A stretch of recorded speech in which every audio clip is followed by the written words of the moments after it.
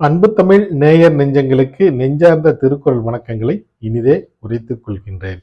நான் உங்கள் மூவேந்திர பாண்டியன். நாளொரு திருக்குறள் வரிசையில் இன்றைய தினம் பொருட்பாலில் 47வது அதிகாரமாக உள்ள தெரிந்து செயல்வகை என்ற அதிகார தலைப்பின் கீழ் அமையப்பெற்ற 470வது திருக்குறளை காணப்போகின்றோம்.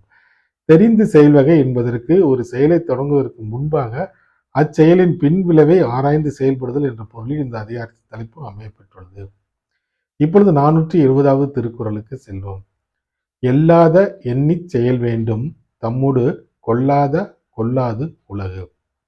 எல்லாத எண்ணிச் செயல் வேண்டும் தம்முடு கொல்லாது உலகு.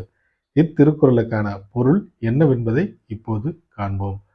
தன் இயல்பு நிலைக்கு ஒத்துவராத செயல்களை இந்த உலகம் ஏற்றுக்கொள்ளாது.